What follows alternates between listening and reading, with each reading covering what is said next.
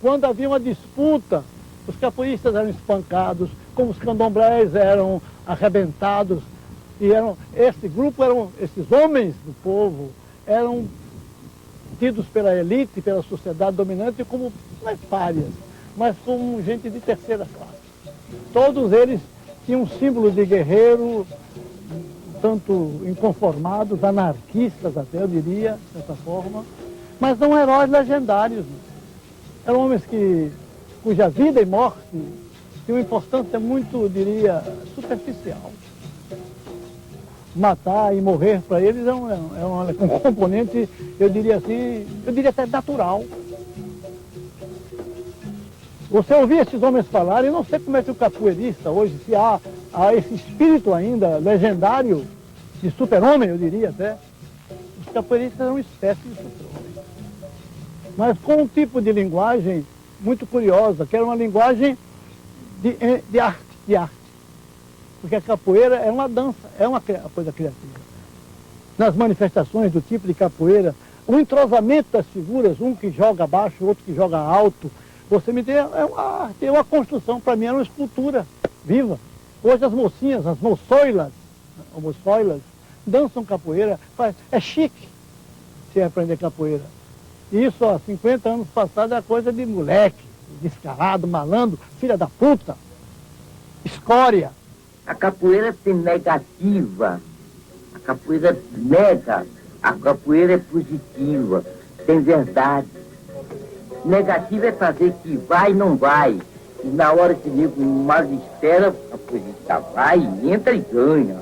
E quando ele vê que perde, ele então deixa a capoeira na negativa, pro camarada, para depois então ele vir revidar. O capoeirista corre. E ai daquele que correr atrás do capoeirista. E o camarada corre atrás dele, o que é que deu a ele para guardar? Tem alguma coisa na mão dele? O capoeirista corre porque não quer matar. O próprio corpo é a percussão vibratória da cadência rítmica que varia entre a lenta delicadeza e o rude repicado. O ritual precede a luta. Por trás do silêncio de cada combatente, impera o respeito mútuo. É quando se faz a guarda do corpo e se espera a aprovação do orixá.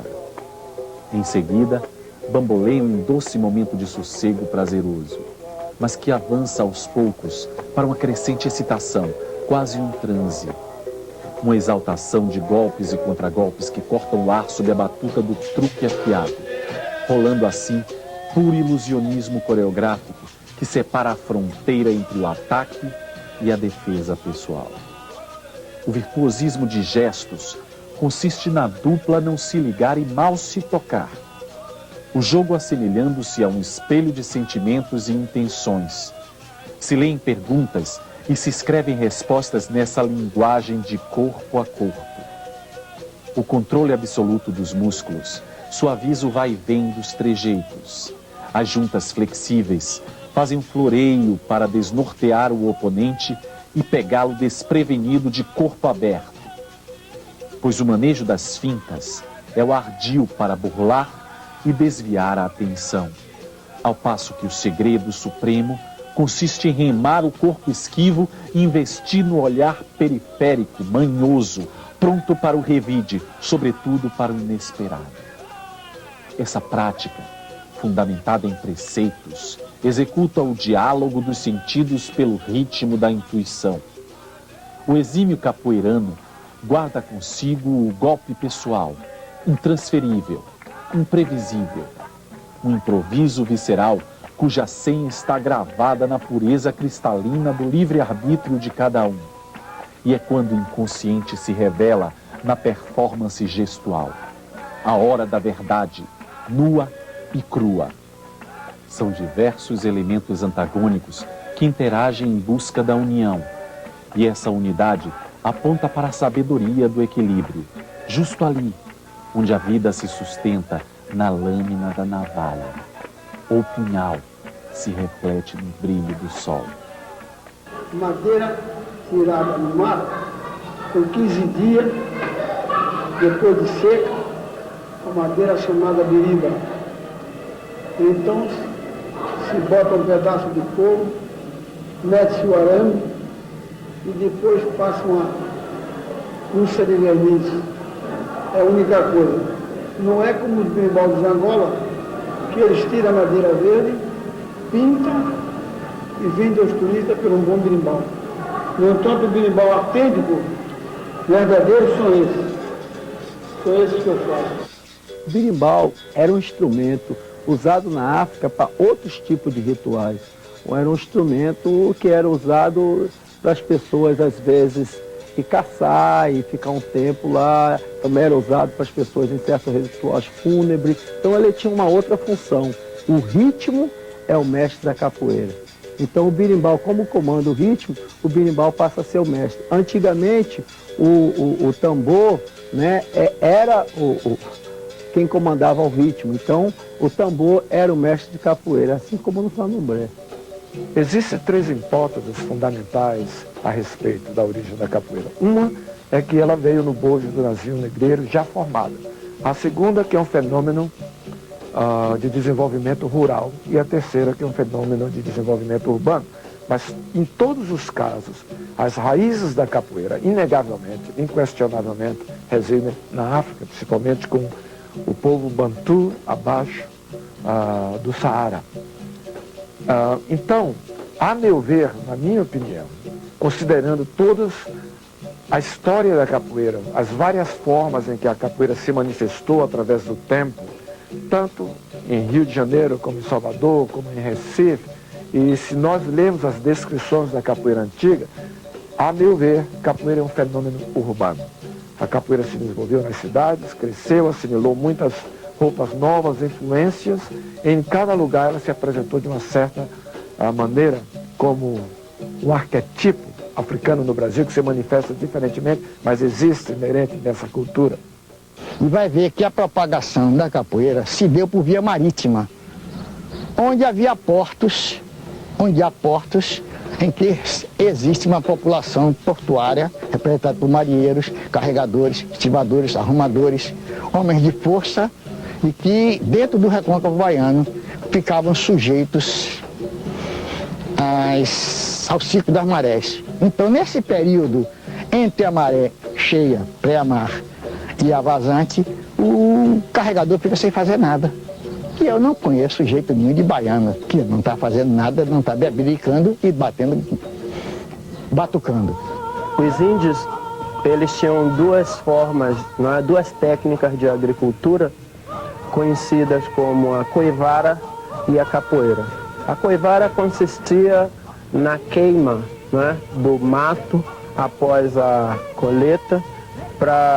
Após essa queima, ou algum tempo depois, eles fazerem o replantio. Será coivara. A capoeira, eles cortavam o mato ralo, mas eles não queimavam os restos da colheita. Eles deixavam um tempo para depois eles fazerem o replantio naquele espaço que eles chamavam de capoeira. E nesse mesmo espaço era onde os escravos eles praticavam o ningolo. Ora, sempre houve uma dificuldade do colonizador, não é, dos senhores de engenho, de entender a língua dos povos escravizados, no caso aí dos africanos. E eles chamavam a prática, não é, que os escravos estavam fazendo naquele local, eles chamavam pelo nome que tinha o espaço físico, capoeira. O ningolo é uma dança ritual da tribo dos Mucopi, em Luanda, Angola, que 2 jovens disputavam pela moça durante a iniciação, né? E aí, esses jovens, quando vieram para o Brasil como escravo, eles usaram essa dança e se transformou no que a gente chama de capoeira hoje. Mas hoje em dia, com algumas outras pesquisas que eu tenho feito e vários outros lugares que eu tenho pesquisado, eu descobri que não é simplesmente o ningolo, né, que é parte da capoeira.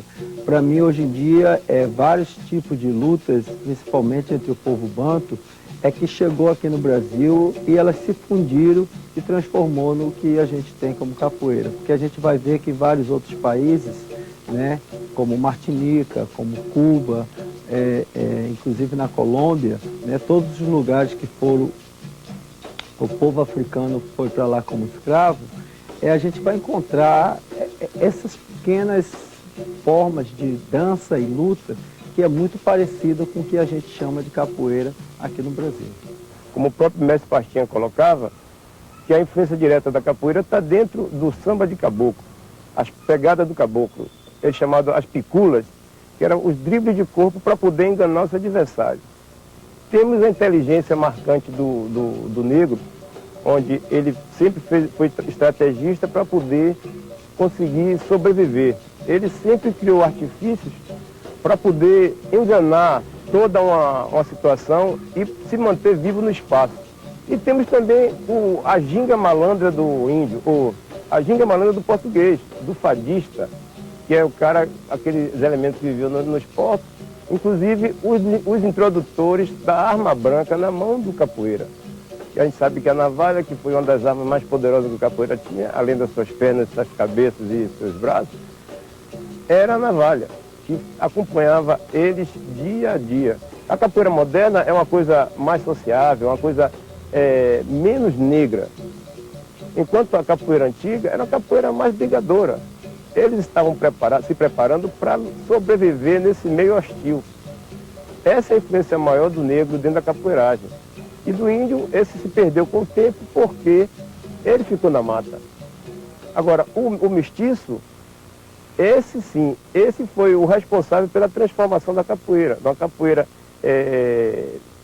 brigadora, violenta, combativa, para uma capoeira sociável. Essa capoeira doce, meiga que a gente tem hoje, principalmente no que se refere à capoeira Angola, que é uma coisa lúdica, é só poesia. Meus avós tinham várias origens. Eram negros, eram mulatos, eram brancos e eram índios. O pai de meu pai, ele era caboclo, era índio fechado. A mãe de meu avô era escrava alforra. A mãe de minha mãe era filha de italiano. A avó de meu pai era portuguesa. E eu sou o quê? Eu sou brasileiro, eu sou mestiço. Então, eu defendo a minha origem brasileira. E essa é a origem da capoeira. A Bahia, ao mergulhar na decadência de pioneira metrópole colonial, perde o epicentro das decisões políticas, mas assume, com tranquilidade, a lenta condição de província.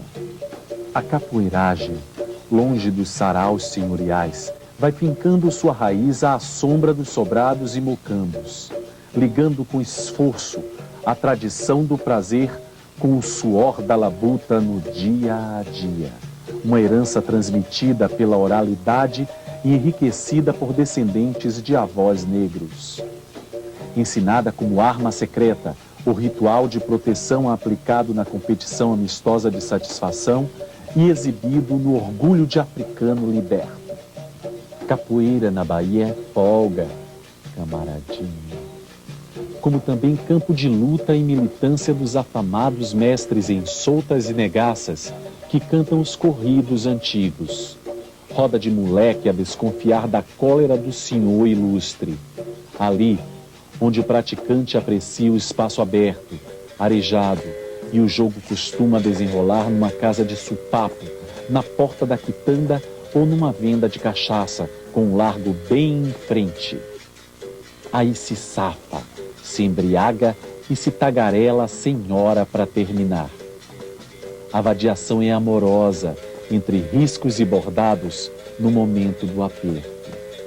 Basta calma, saber entrar e sair do barulho, apreciar os grandes lances para alegrar, ter golpe de vista apurado, brigar sem se gabar, eis a sabedoria. Com Xangô, Jesus, Maria, José lhe valendo na hora da aflição, com as rezas fortes em dia, o tal bamba possui o mistério desta baderna. Nos morros, malocas, botequins, nas turmas de bairros ou nas arruaças de barra pesada, o capoeira está sempre pronto para aplicar sua manobra, com destreza, nos trancos e no barranco. Seu alicerce é traiçoeiro, porque se tornou aprendiz das perversidades, das adversidades.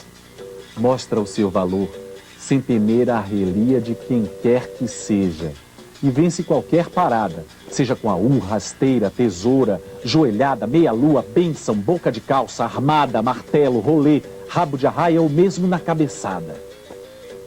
Cafajeste dorme com as pestanas despertas, na espreita. E sua moral habita o subsolo de cortiço da molecagem. Ele corre para não morrer, para depois matar de tocaia. Sempre obediente ao mandamento máximo: quem apanha nunca esquece, e quem bate não se lembra depois. Essa brincadeira das horas vagas na Bahia oscila entre o vagabundo e o decente.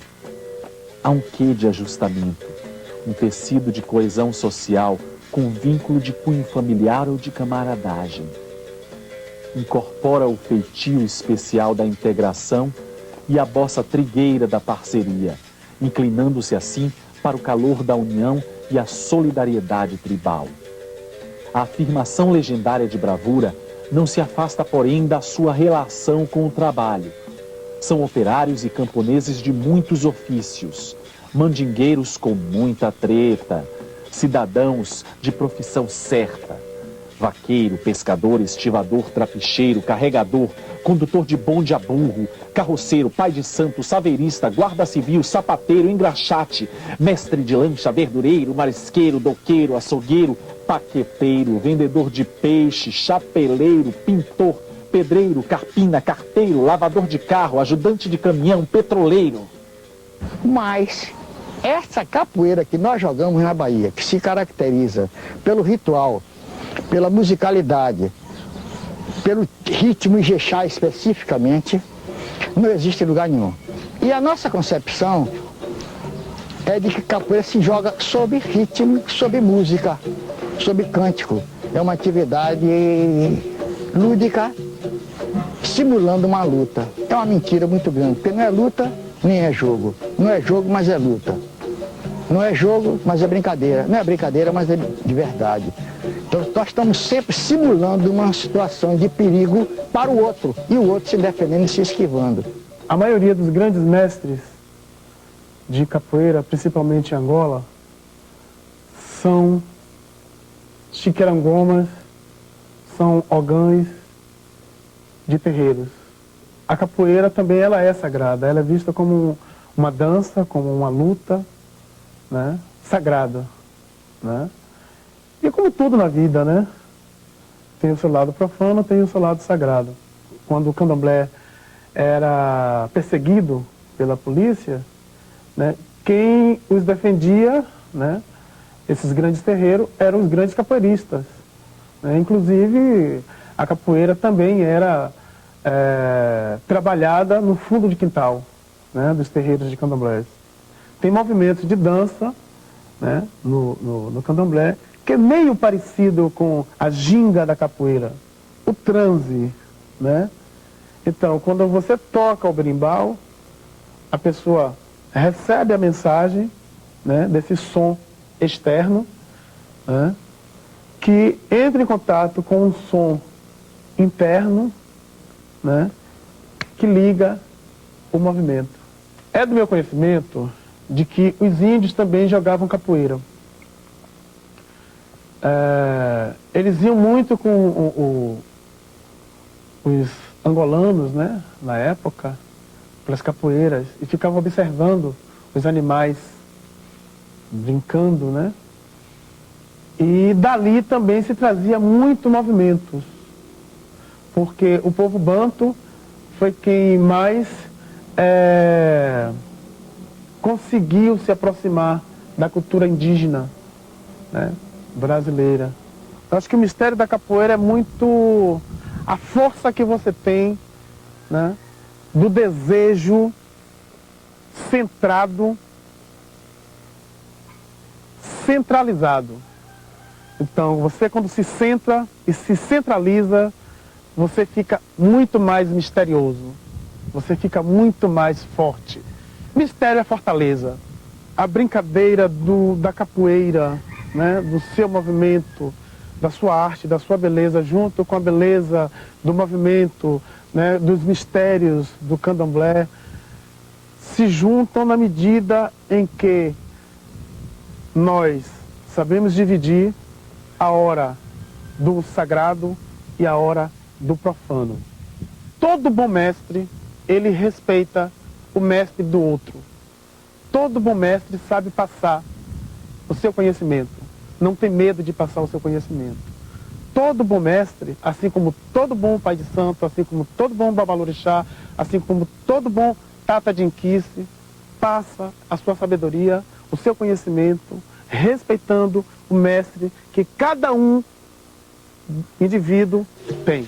Para Mestre Pastinha, que todos nós conhecemos, a vida que teve, os sofrimentos, a cegueira e tudo mais, capoeira é uma dádiva divina. Era uma maneira de aceitar com resignação, paciência, tudo que lhe ocorria, de bom ou de ruim.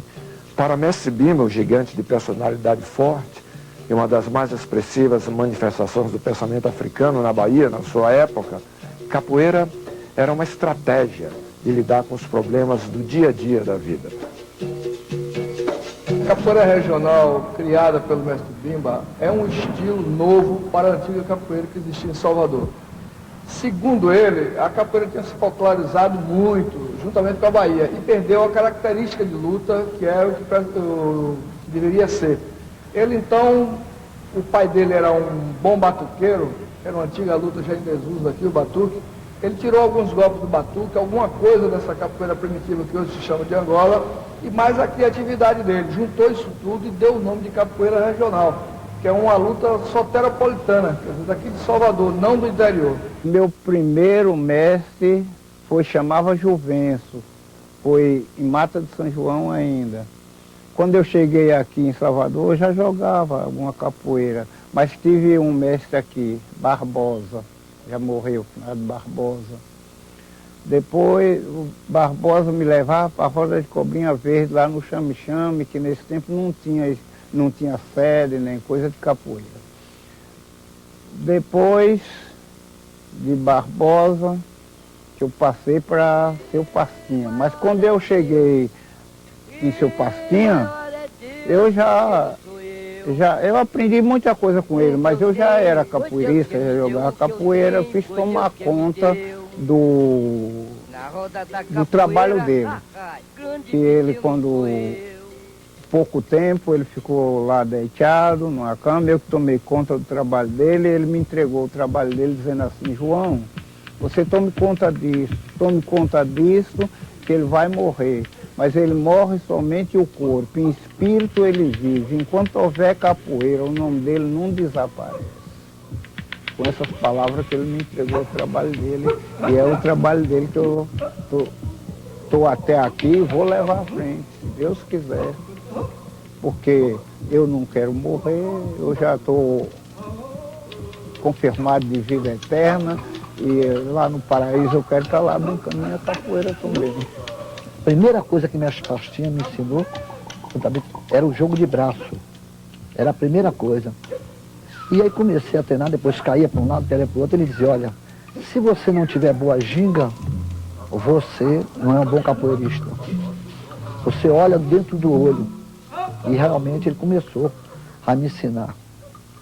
E depois de uns 2 ou 3 meses, eu aí desci lá para o Pelourinho, para o Centro Esportivo de Capoeira Angola, o SECA.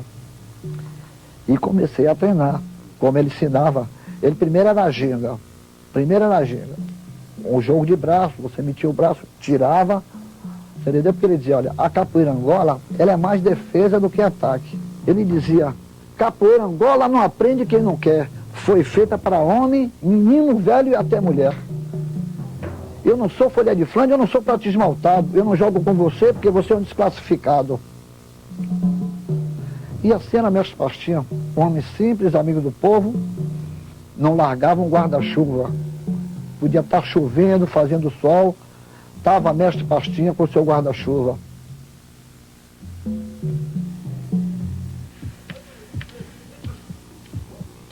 Pastinha? Pastinha? É. O que é que está sentindo agora? Sabe? Eu estou lutando com nada. Estou bem, graças a Deus.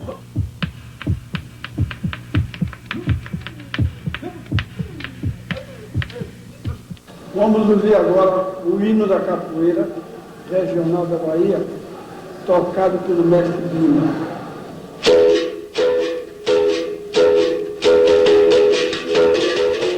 Logo aos 6 anos, meu pai já me levava para a academia, no terreiro, no centro.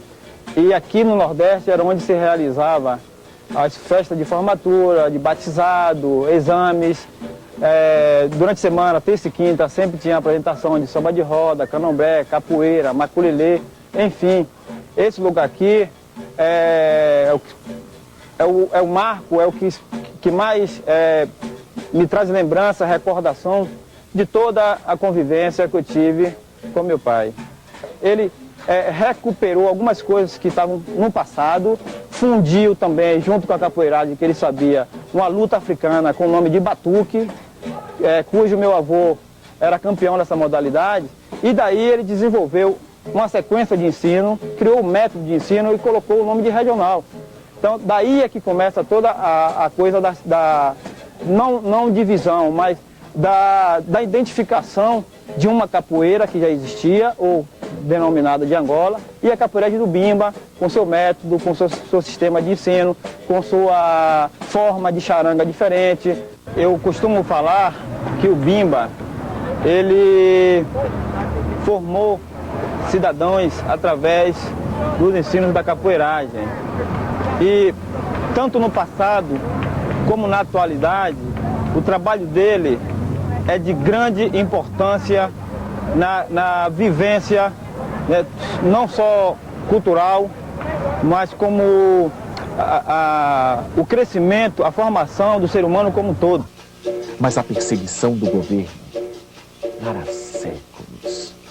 Tanto a monarquia quanto a república investem nos castigos. A lei se refere ao implicado como delinquente e infrator de alta periculosidade. O Código Penal de 1890 explicita o costume como transgressor e justifica a necessidade de controle do comportamento. Capítulo 13. Dos vadios e capoeiras. Artigo 402. Fazer nas ruas e praças públicas exercício de agilidade e destreza corporal, conhecidos pela denominação capoeiragem. Andar em correrias com armas ou instrumentos capazes de produzir uma lesão corporal, provocando tumultos ou desordens, ameaçando pessoa certa ou incerta, ou incutindo temor de algum mal. Pena: de prisão celular por 2 a 6 meses. A hegemonia repressora assombra e figura na lembrança do folclore baiano a presença impiedosa do então delegado Pedrito, com o seu temido destacamento Esquadrão de Cavalaria. Isso na segunda década do século XX. A ordem expressa para a polícia era de suprimir ou arquivar no esquecimento a capoeira e o candomblé. A desobediência implicava amargar no chilindró das casas de correção. Apesar do terror, a vadiação insiste pelas ladeiras e pelos becos, em cada freguesia, por todas as praias e alguns sítios afastados. Eles atacam no cais do porto, agitam a invasão do corta-braço da Vila Nova Perovais, sobressaltam o terreiro, a Sé, Baixa dos Sapateiros, Coqueiros de Água de Meninos, Itapajipe, Santo Antônio Além do Carmo, Rio Vermelho e Itapuã. Alarmam as ruas do Passo Taboão e dos Capitães. Resistem na Estrada da Liberdade, mas seu ninho de cobra mesmo era na zona do Mangue Cais Dourado, passarela do álcool de marinheiros e soldados da polícia. Cultiva-se na memória popular a continuidade de mestres virtuosos com notável missão heróica, uma galeria de mitos, e as mudanças históricas tratam de tolerar o que antes era incômodo. Os ventos da modernidade assimilam as circunstâncias de conveniência política. É quando o Estado Novo populista absorve a capoeira com o brasão ufanista de esporte nacional. A elite do poder passa de inimiga à condição de cortesã. Os palácios abrem as suas portas, preparam estilizados salões de espetáculos para a satisfação e o afã de um público granfino.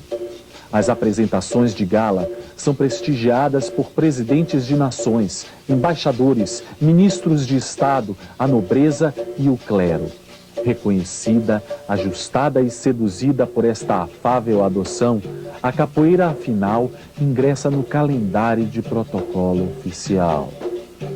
Um ajustamento e uma assimilação que vem exigir exóticos modelos de exibição pública, pois o propósito básico é atender à demanda dos padrões massificados de consumo turístico, mesmo que desfigure e degrade a essência original da velha brincadeira.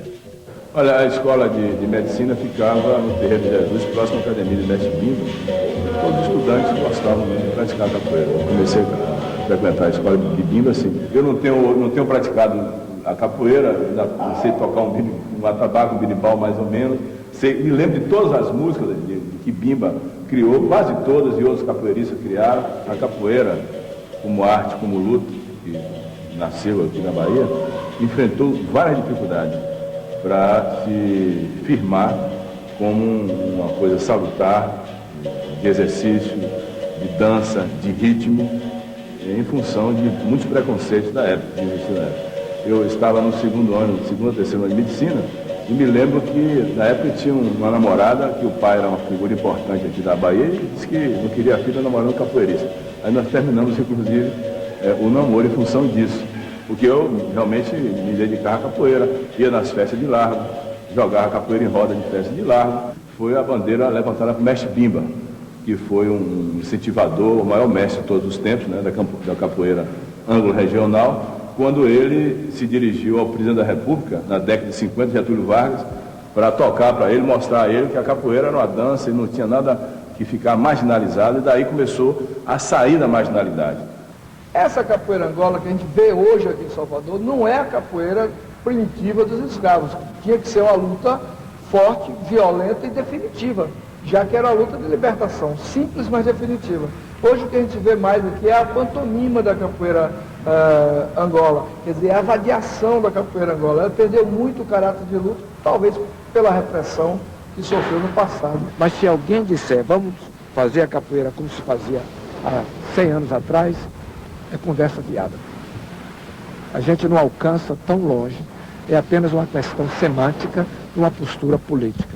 A postura mais realista é dizer, porque não vamos trazer influências novas na capoeira, que são desnecessárias, nós vamos deixar a arte crescer, se desenvolver, refletir a realidade e ser capaz de satisfazer as necessidades contemporâneas daqueles que são seus adeptos. Existem pessoas que dizem a capoeira não cresceu, a capoeira inchou. A capoeira de hoje em dia é muito pior do que a capoeira do passado. A capoeira de hoje em dia é mais violenta.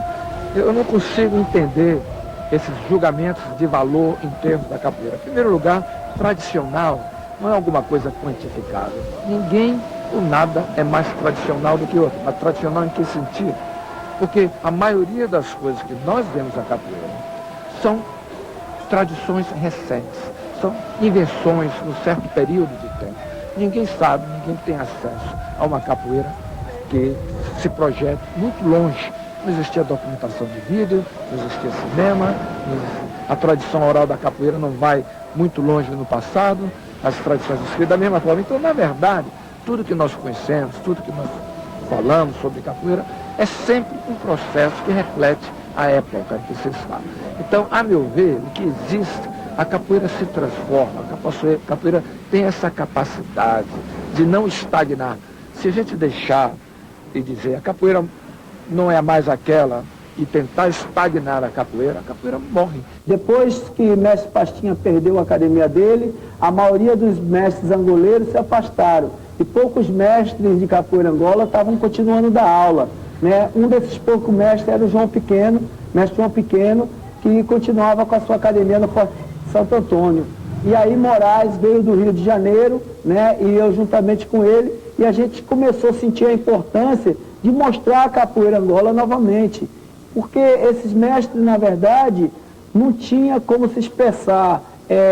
Os pessoal que estavam, principalmente o pessoal de educação física, o pessoal que fazia capoeira regional, tinha um discurso acadêmico. E esses mestres não tinham esse discurso acadêmico. Então eu e Moraes fomos dos poucos mestres que tinha esse discurso acadêmico também. Então a gente começou, na época que eu estava fazendo faculdade, Moraes também, e a gente começou a botar o discurso da capoeira Angola num discurso acadêmico para poder realmente confrontar essas pessoas. E a gente foi bem sucedido. Hoje em dia a gente vê a capoeira Angola, né, em todos os lugares, as pessoas tendo respeito.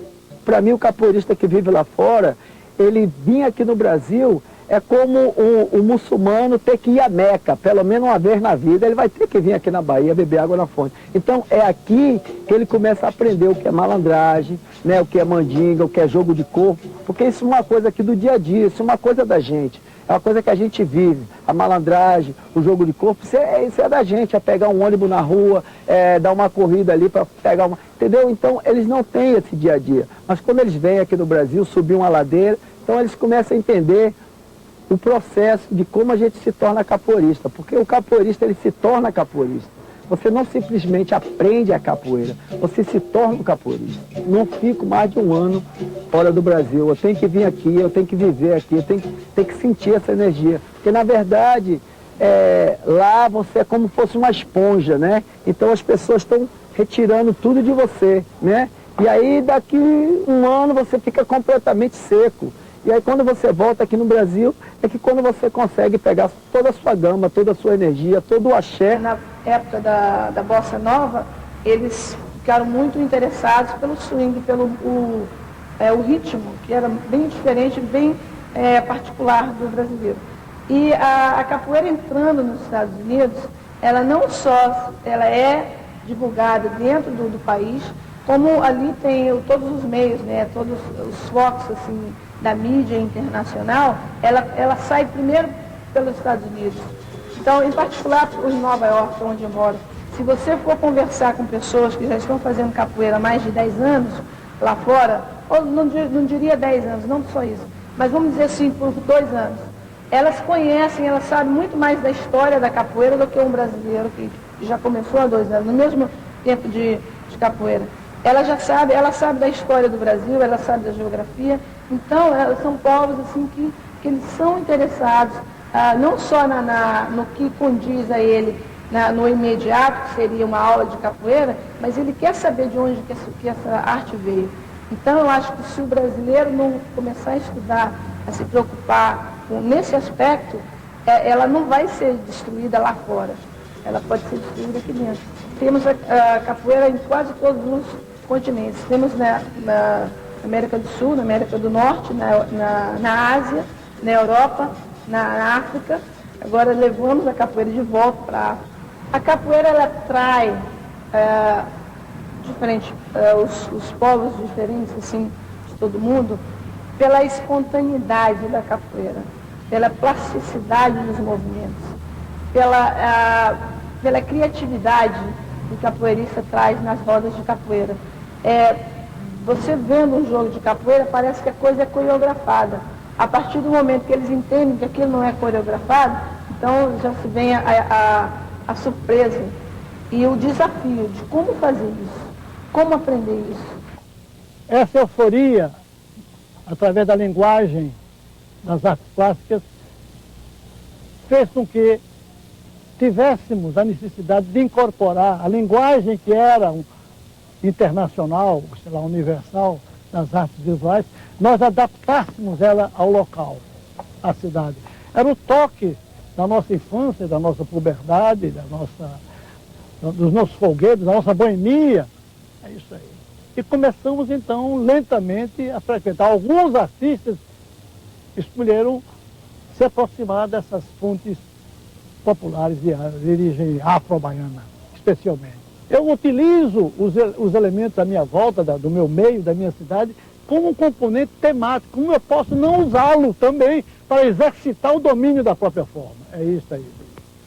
Então, esse excesso de folclore é tão pernicioso como a ausência total dele, ao meu modo de ver. Estou dando agora a mensagem a você, meu? É isso aí. O excesso de folclorismo dá numa manifestação dependente na qual a criatividade, a invenção fica marginalizada. É isso aí. É preciso, seja a arte erudita ou arte popular, como assim são chamadas, serve ao artista de hoje, ou de sempre, talvez, quem sabe, como elemento de apoio, mas não inibidor, como uma forma de freio, mas como um estímulo para se recriar. Nós somos o que a cidade nos oferece em N níveis, do mais simples ao mais complexo. A arte popular é uma expressão mais contida, mais sintética. Tem um poder colossal, mas é frágil. Ela se adapta e modifica-se. A arte erudita, ela tem uma estrutura muito mais rígida, de um lado, porque há um conceito em cima dela, e é um domínio de técnica avançada. A diferença é só essa.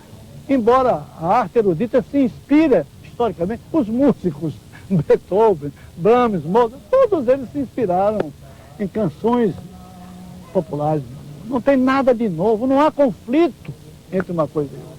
Ao contrário, o que há é uma imensa fonte de influência mútua. Dançar como quem luta, lutar como quem dança. E no intervalo desse movimento muscular, dessas oposições marciais, escapa o prazer de expor a harmonia das gesticulações através do ritmo cadenciado, sendo o corpo a dimensão do tempo a trafegar no espaço, um tempo que se expande e um espaço que se contrai, num jogo de pernas, de braços, sobretudo de circunvoluções premeditadas e improvisadas. Este balé da memória muscular, constituído de sistema simbólico e código genético, uma genuína expressão corporal incorporada à arquitetura da linguagem, ritualizada no chão pelos homens sob o reflexo da dança das estrelas que iluminam o universo.